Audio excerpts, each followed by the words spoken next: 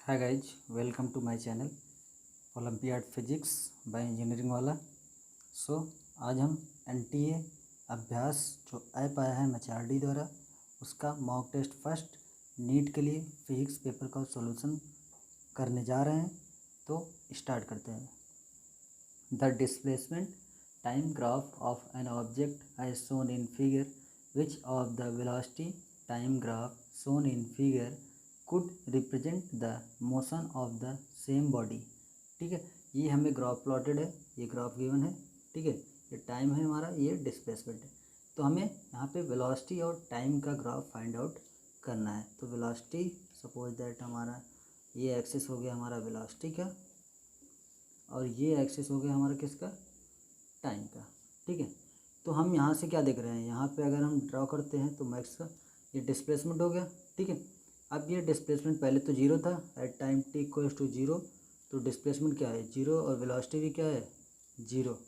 और यहाँ से यहाँ तक ये वेलोसिटी का स्लोप क्या हो रहा है, डिक्रीज हो रहा है। तो वेलोसिटी इधर से इधर डिक्रीज कर रही है, और फिर इसके बाद क्या कर रहा है, वेलोसिटी का स्लोप इंक्रीज कर रहा है। तो ये आएगा हमारा ग्राफ। तो सेकंड क्वेश्चन की तरफ चलते हैं।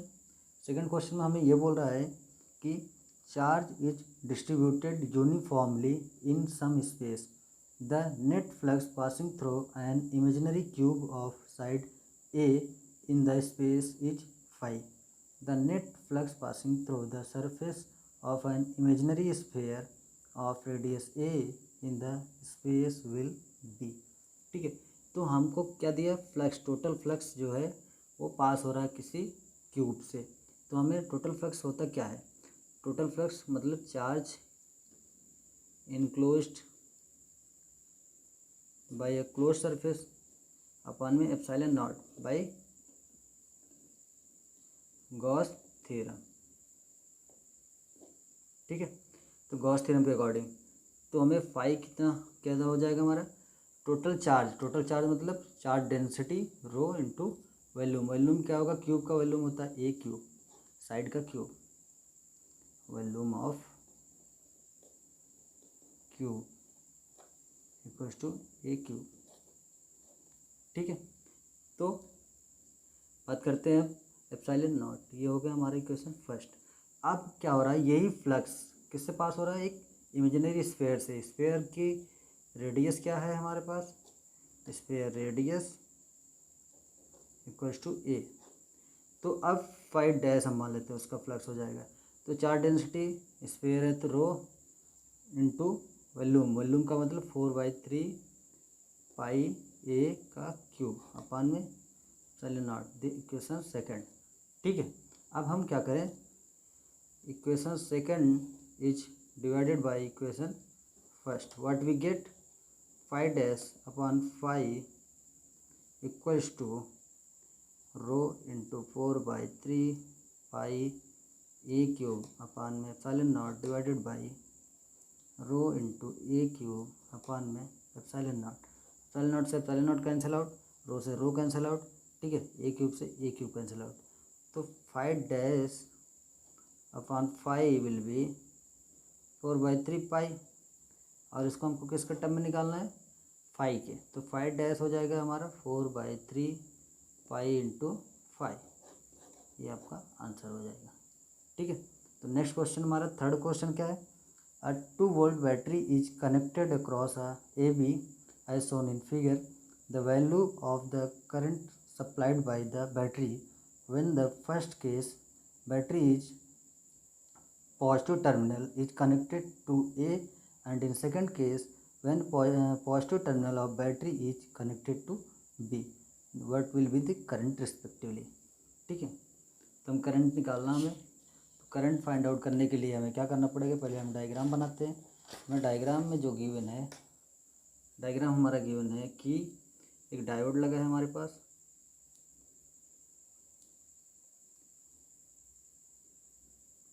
ये हमारा डायोड हो गया।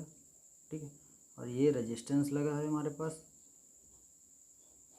ये इससे कनेक्टेड है, ये दूसरा डायोड है, यहाँ पे एक रेजिस्टेंस कनेक्टेड है, और ये टर्मिनल है ए, ये टर्मिनल है बी,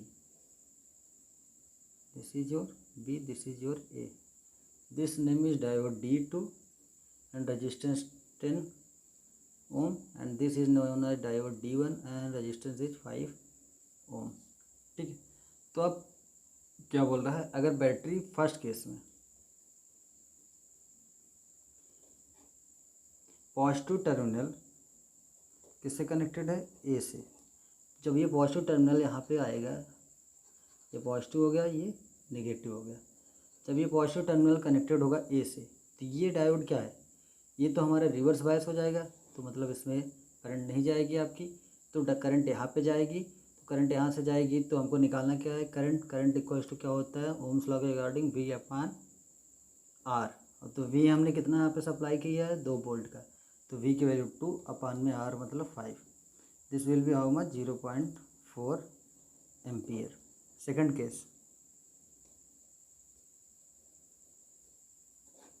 जब बैटरी का टर्मिनल कहाँ से, बी से पॉजिटिव टर्मिनल कनेक्टेड हो, तब ये डायोड ऑन हो जाएगा, ये पॉजिटिव टर्मिनल, ये आपके यहाँ से आपका नेगेटिव टर्मिनल ऐड हो जाएगा और ये पॉजिटिव टर्मिनल से कनेक्टेड हो जाएगा और ये डायोड ऑफ हो जाएगा सेकंड केस में। अब सेकंड केस में जब ये डायोड ऑफ हो जाएगा तो करंट यहाँ से ऐसे फ्लो करेगी, ये सर्किट बनेगी आपकी। ठीक है, तो इस सर्किट में I इक्वल्स टू फिर से अप्लाई करेंगे Ohm's law, V upon R। तो V की वैल्यू आपको 2 वोल्ट ऑलरेडी पता है, R की वैल्यू 10, तो ये 0.2 एम्पियर की करंट आएगी। तो हमारा आंसर होगा 0.4 ampere and 0.2 ampere. Next question में चलते हैं, क्वेश्चन नंबर 4। क्वेश्चन नंबर 4 हमारा क्या बोलता है कि the velocity of sound in air at NTP, ठीक है, इन इज 330 मीटर पर सेकेंड, 330 मीटर पर second. What will be the value when temperature is double and pressure is half. सबसे पहले जो प्रेशर का इफेक्ट है वेलोसिटी पे या फिर स्पीड ऑफ साउंड पे, वो कांस्टेंट है। तो प्रेशर के चेंज होने पे आपकी स्पीड ऑफ साउंड नहीं चेंज होगी। टेम्परेचर के चेंज होने पे कैसे चेंज होगी, ये स्क्वायर रूट के डायरेक्टली प्रोपोर्शनल होती है टेम्परेचर के स्पीड।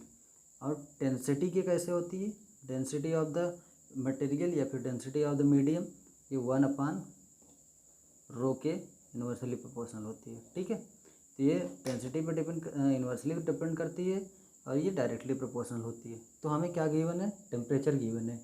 टेम्परेचर चेंज हो रहा है कितने से कितना, टेम्परेचर हमारा हो रहा है डबल,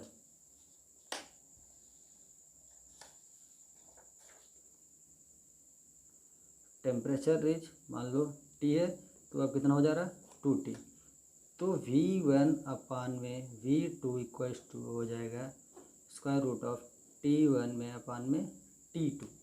ये फार्मूला अप्लाई करेंगे तो V1 हमें पता है कि 330 है, V2 फाइंड आउट करना है, T1 आपको अगर मान लेते हैं T है तो T2 क्या है 2T है, ये 2 से T से T कैंसिल आउट, तो 330 V2 equals to 1 upon root 2। तो V2 की वैल्यू निकालेंगे तो 330 इंटू रूट 2 मीटर पर second. This is your answer. Next question, question number 5 है हमारे पास। The total mechanical energy of a spring mass system in simple harmonic is equals to total energy, mechanical energy आपको given है 1.2 m omega square into A square. Suppose a particle is replaced by another particle of double mass, तो m अगर पहले था तो अब कितना हो गया 2m हो गया मास। ठीक है, एंड एम्पलीट्यूड a, तो a ही है, कांस्टेंट है ये। ठीक है, द न्यू मैकेनिकल एनर्जी आपको फाइंड आउट करना है जब मास आपका क्या हो जा रहा है, ट्वाइस हो जा रहा है। तो हमको पता है k इक्वल्स टू क्या होता है, हमको k इक्वल्स टू फार्मूला पता होना चाहिए कि k इक्वल्स टू क्या होता है। ठीक है, तो पहली बात तो हमको टोटल एनर्जी गिवन है। टोटल एनर्जी जब आपको गिवन है तो यहाँ से निकालेंगे हम, आपका हो जाएगा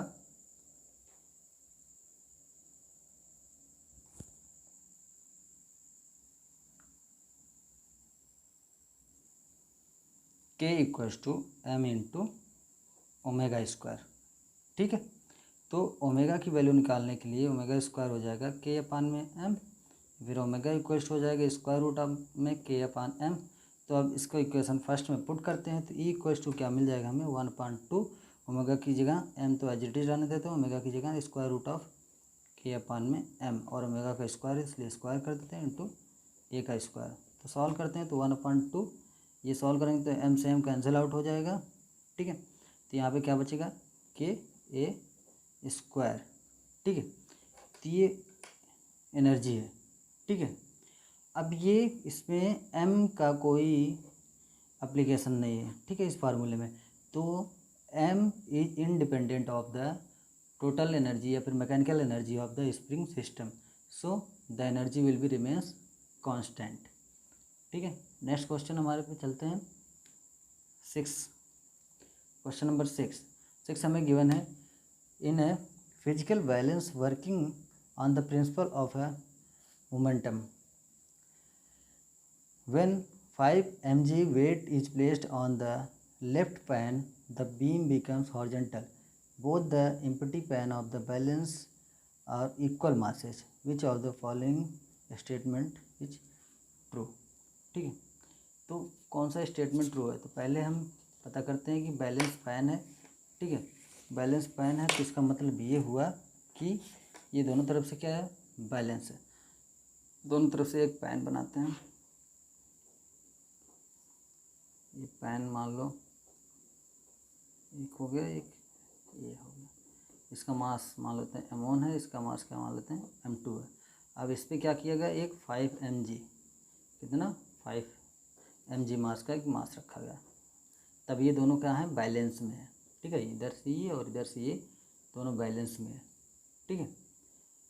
अब जब दोनों बैलेंस में हैं तो हम मान लेते हैं कि ये इसके अबाउट ये मूवमेंट है कर रहा है, तो ये मान लेते हैं ये d1 डिस्टेंस हो गई और ये डिस्टेंस यहाँ से यहाँ तक स्पैन के सेंटर तक d2 डिस्टेंस हो गई। तो टेकिंग मोमेंट मान लो ए पॉइंट ए हो गया, बी पॉइंट हो गया, सी पॉइंट हो गया। तो टेकिंग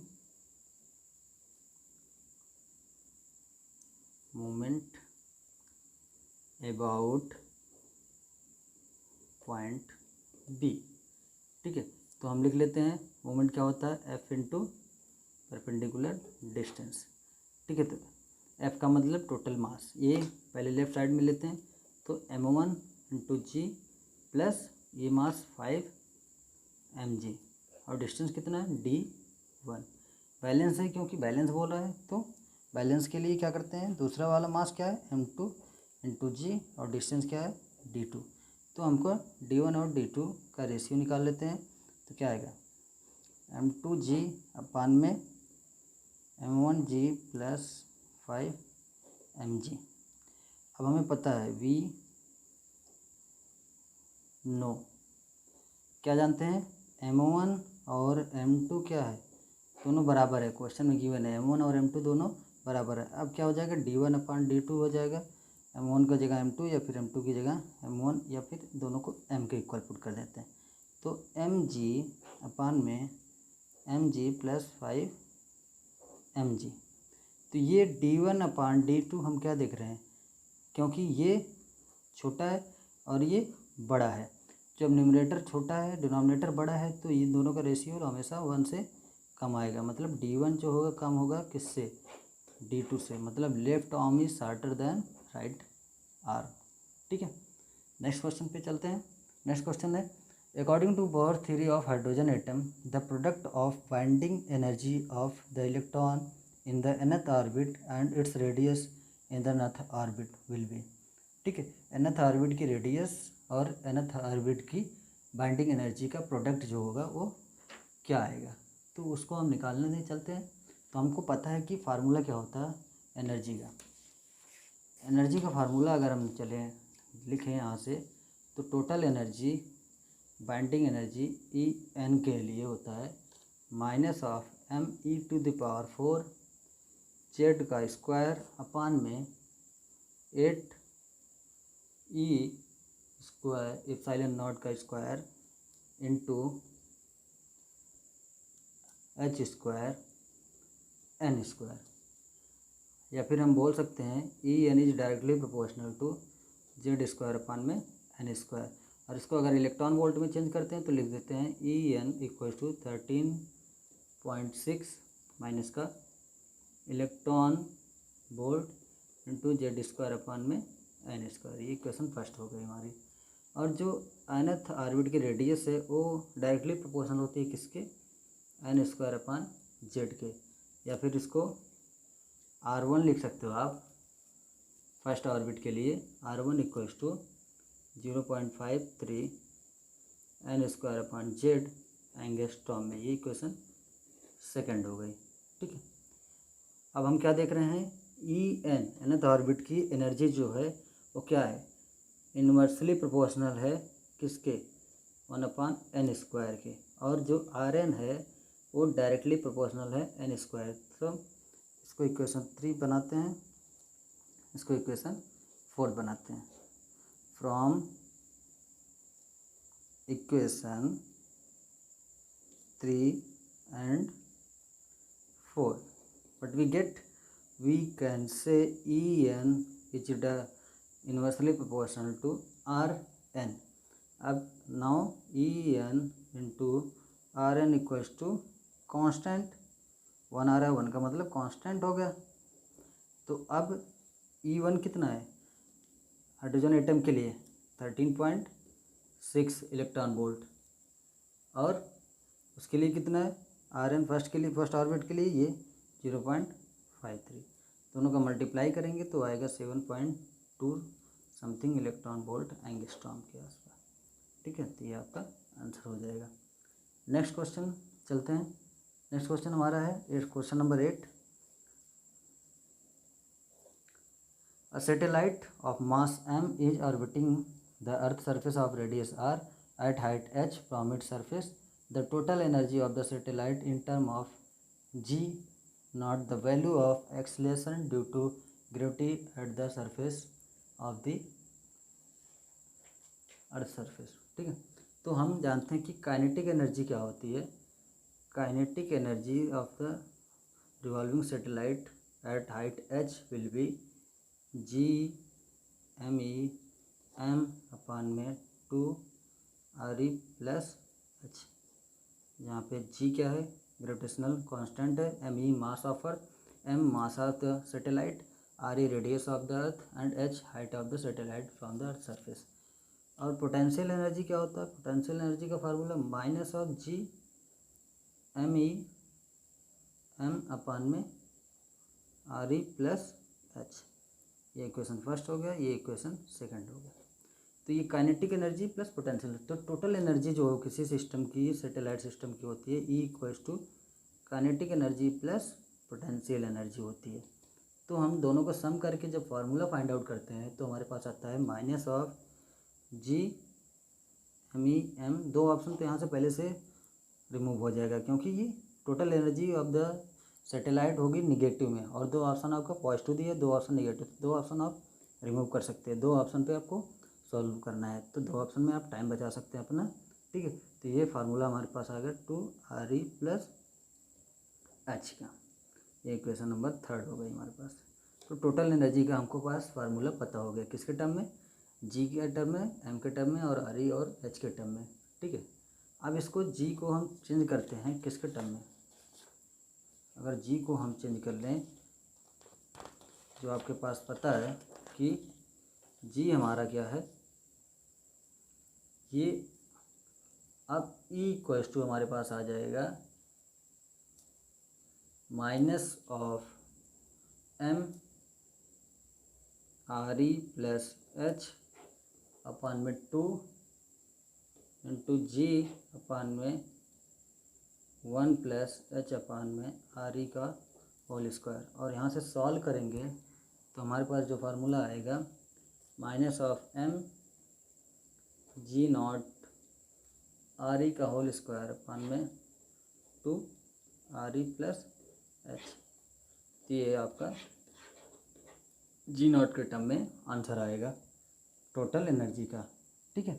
क्वेश्चन नंबर 9 की तरफ चलते हैं। क्वेश्चन नंबर 9 हमारा क्या है, क्वेश्चन नंबर 9 ये बोल रहा है कि consider a compound slab consisting of 2 different material having equal length of thickness, cross section area and the thermal conductivity is K and 2k respectively are connected in series.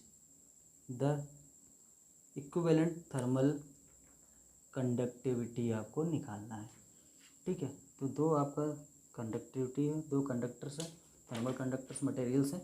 पहला है आपका जिसकी conductivity ये आपको सीरीज में connected है, ये के हो गया, दूसरा 2k हो गया। दोनों की लेंथ क्या है, सेम है, क्रॉस सेक्शन एरिया भी सेम है, सीरीज में है, इन सीरीज, ये सीरीज में है। ठीक है, एक एंड दूसरे एंड से क्या है, कनेक्टेड है, तो ये सीरीज हो गया। तो सीरीज में है तो के इक्विवेलेंट का फार्मूला हमको डायरेक्ट याद रखना है, कुछ नहीं करना है। L1 प्लस L2 अपान में L1 अपान K1 प्लस L2 अपान में K2। यहाँ पे L1 क्या है, L2 क्या है, L के बराबर है, और K1 जो है K है, और K2 क्या है, 2K है। ठीक है, तो सॉल्व करते हैं अब। तो K इक्विवेलेंट जो आएगा L प्लस L अपान में L अपान K प्लस L अपान 2K। तो ऊपर सॉल्व करेंगे तो न्यूमरेटर आ जाएगा हमारे पास 2L, और यहाँ पे आ जाएगा हमारे पास 3L अपान में 2K। अब इसको सॉल्व करेंगे तो K इक्विवेलेंट जो टोटल निकल के आएगा 4/3K, आपका आंसर हो जाएगा। और एक क्वेश्चन है हमारे पास, question number 10। Two identical satellites A and B revolving around the Earth in circular orbit at distance r and 3r from the Earth's surface of, ठीक है, the ratio of their linear momentum of A and B is, linear momentum का ratio निकालना आपको। तो linear momentum जो हमने पढ़ा है क्या होता है हमारे पास, P equals to mv naught. ठीक है, और क्योंकि सरफेस अर्थ सरफेस से ऊपर है तो v इक्वल्स टू क्या होता है, root of G M E upon में आर ई प्लस एच। तो अब लीनियर मोमेंटम p का फार्मूला हमारे पास क्या मिल जाएगा, m square root of G M E upon में आर ई प्लस एच। यहाँ पे g भी कांस्टेंट है, m ई भी कांस्टेंट है, ठीक है, m भी कांस्टेंट है। तो हम लिख सकते हैं क्या कि p is proportional to 1 upon square root of R E plus H.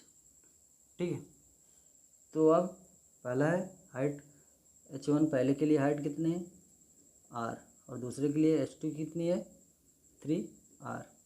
तो ये पी ए अपान में पी बी करेंगे तो स्क्वायर रूट में r प्लस 3r अपान में r प्लस r। तो सॉल्व करेंगे तो 4r अपान में 2r। ठीक है, तो आ जाएगा 2 अपान में √2। तो पी ए अपान में पी बी √2 आ जाएगा ऊपर, तो √2 = 1, ये आपका आंसर हो जाएगा। Thank you very much for next video, subscribe the channel.